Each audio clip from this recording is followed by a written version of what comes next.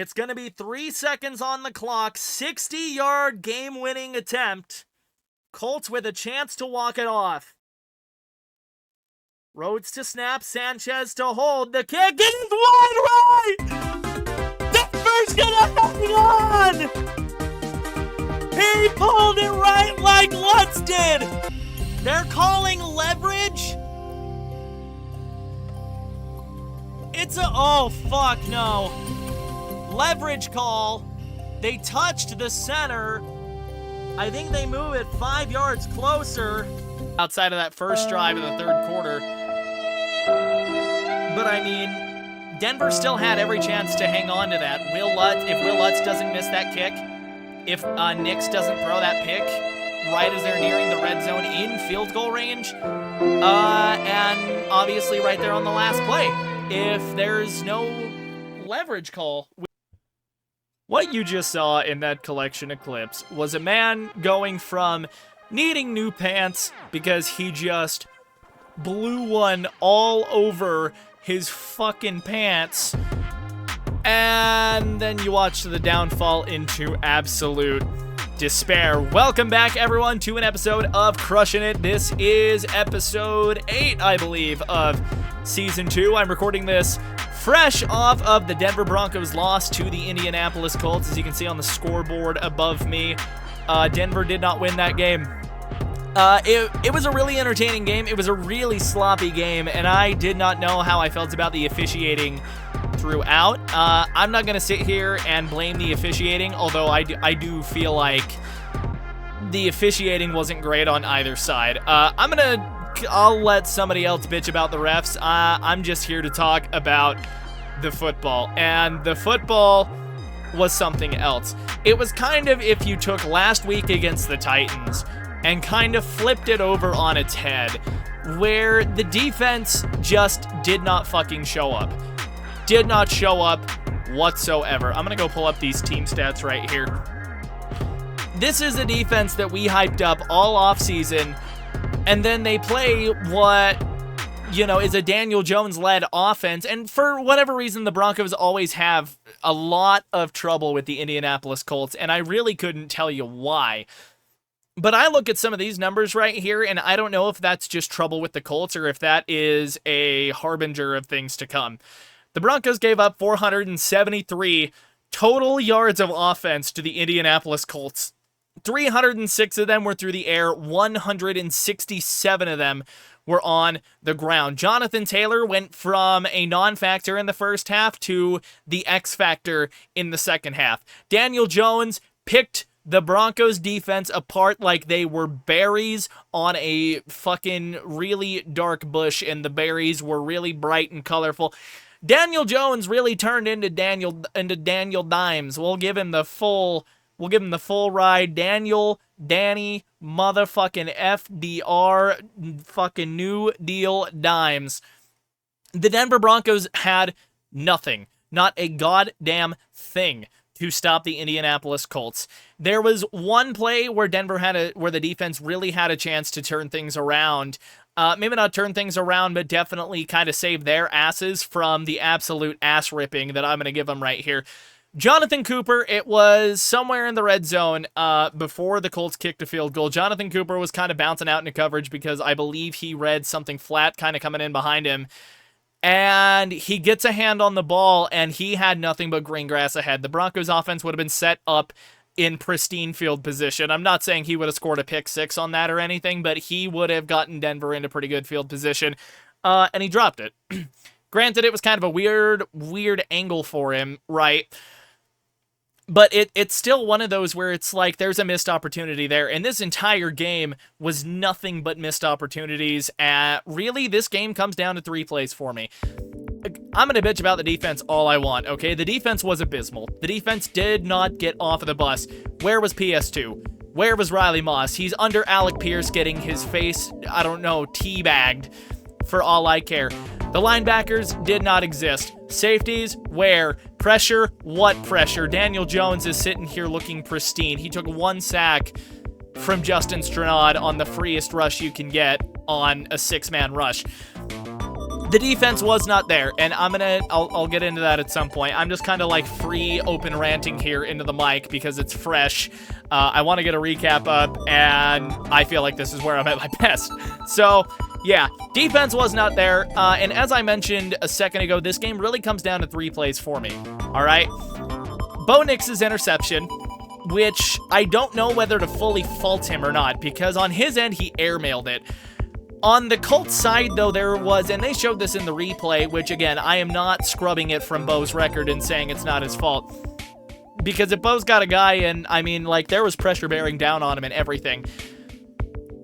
There was an arm up in his face, and Bo kind of had to short arm it. Now, I'm not saying that's, you know, an excuse to airmail it. If anything, I would have expected Bo to limp it there, or just limp it to an incompletion, which would have been better because you had a Will Lutz field goal in your pocket right there, which apparently wasn't as guaranteed as we would have thought, and I'll get into that in a second. So that's play number 1. Where this choke really comes down for me. Play number 1 is that Bo Nix interception. Play number 2, and I was just talking about it, is that Will Lutz miss. Right-footed kickers don't really pull the ball to the right, and I swear to God, somebody said this on a podcast I was listening to a couple of days ago about the Falcons-Buccaneers game in Week 1, when Younghoe Koo missed that game-winning kick. Right-footed kickers don't really go opposite field. So for Lutz to go oppo right there in what ended up being the difference is completely diabolical. And I mean a straight up and down fucking tragedy. Because Will Lutz wasn't really needed today until that fucking drive. Will Lutz didn't kick a single field goal today, and he had the chance right there to really nail it. It was his only kick of the day, and he fucking shanked it. Like, he had the PATs, obviously, and that was part of why Denver still had the lead, especially when the game was getting as close as it was. But, I mean, Will Lutz just missed. He just pulled it right. And I know that's gotta suck for the dude. I hope he's good after that. I hope he's able to tune it out, and I hope the Broncos are able to start winning again because of him. Or, have him really be a factor in those wins. But part of this game definitely falls onto Will Lutz's right leg tonight. There's no ifs, ands, or buts about it. Those 3 points ended up being the difference that would have kept Denver in the lead, and he didn't execute. Now that third play, and I'm, if you're seeing this after I streamed and you were part of the stream and you were there at the end, you know how I felt about that fucking leverage call. You know exactly how I felt about that leverage call. The call bothered me because, like, I don't really know what the criteria is for leverage, because my interpretation of leverage was that you use leverage of the center to push yourself up and get over. Now, in the replay that they showed when they were running the penalty, I think it was number 94, and that might have been Uwazurike, if I remember correctly. He was kind of laying on top of the center. Nobody went down or anything.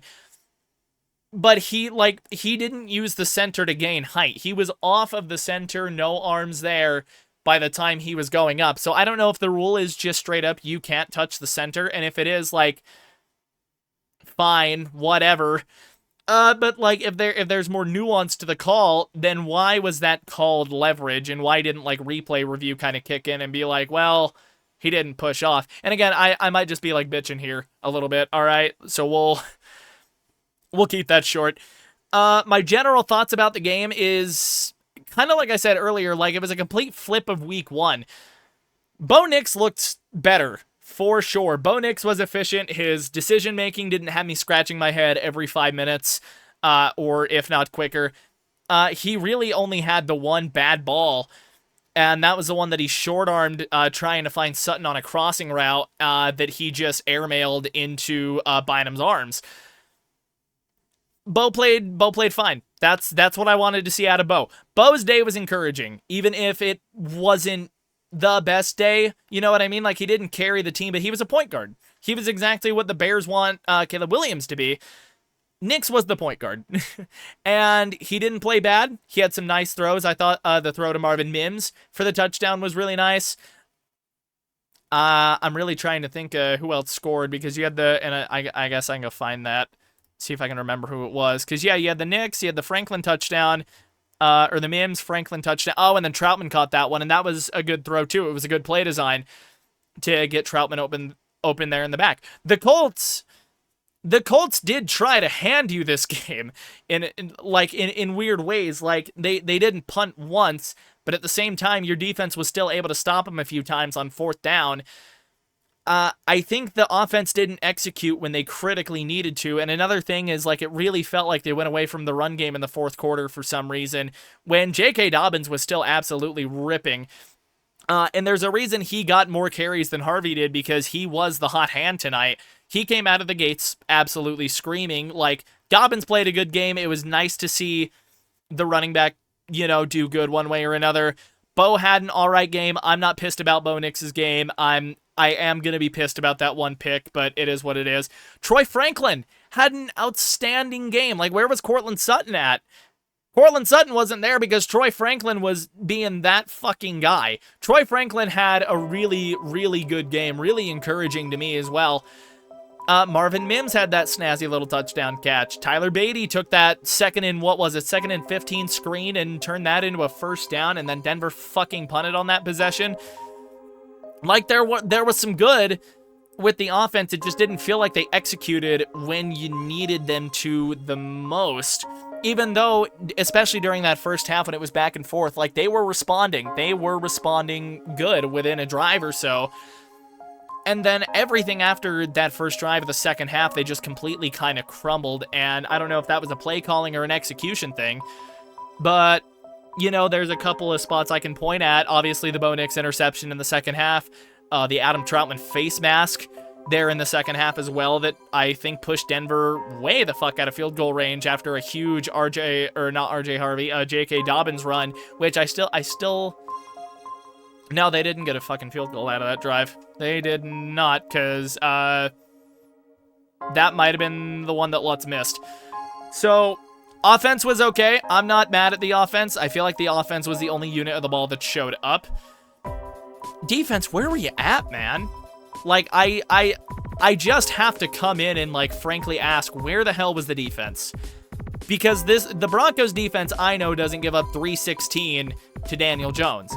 The Broncos defense, I know, doesn't give up 165 to Jonathan Taylor. Maybe the Broncos defense, I know, does give 160 to JT. JT's just kind of a different beast, and he plays the Broncos really fucking well for some reason. Whatever the case, it's like, your guys were out of coverage positions. There were multiple blown coverages. There was a score in particular. It was Jonathan Taylor's reception touchdown, actually, that there, and the broadcast pointed it out too, where you had two defenders there, and each had a man responsibility. One guy was supposed to follow, I think it was Alec Pierce, and then the other was supposed to kind of bob out with Jonathan Taylor. They both bit on the cross, and Jonathan Taylor had nobody within a zip code of him. Everybody else was somewhere else in Indiana, and then you just had, Jonathan Taylor was able to, fucking do. The Broncos had every opportunity to win this game. Every single opportunity, and they choked it. Completely, utterly choked it. Will Lutz blew it with his leg. The defense blew it entirely by not being able to execute, and that worries me a little bit, because I don't know if this is going to be a trend, because now it's like, okay, are the Colts good, or is the Broncos defense going to be dog shit? Because we're still only 2 weeks in, and these are still really small sample sizes. I think the Broncos defense can rebound. I just don't know. Like the defense was not good today. The offense played good. The defense played abysmal. Like, if I had to hand out grades for today, it's like special teams probably gets an F from me, just for Will Lutz's missed kick. I didn't notice, I guess, anything spectacular from them outside of that, bad or good. So, like, Will Lutz, I guess, himself just gets an F for missing that kick right there, because you can't do that. Defense is going to get a complete, utter F from me. The pass coverage was god-awful. The front seven was not good. Rush lanes were open all damn day for Jonathan Taylor. Offense gets like a B from me. B plus, maybe. And that falters because, like, they didn't play that good in the second half. Maybe a B minus. Nah, I'll settle on a solid B. Solid B for the offense. It's just a rough game to have to sit there and, like, really process. That was not good. That was not good. So Broncos are going to play LA, the Chargers, in week 3. It's a huge early season AFC West matchup, their first division matchup in Los Angeles. Denver always plays the Chargers really well. But the Chargers, as of recording, have only played one game. They don't play until tomorrow night, I believe. But the Chargers played the Chiefs really well.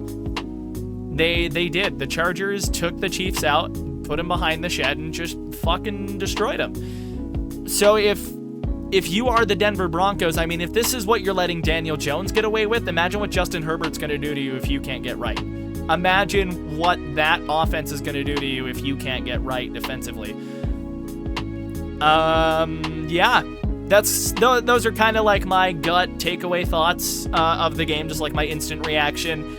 If you enjoyed the video, if you enjoyed the show, let me know by subscribing, liking the video. I don't know how much I got on that.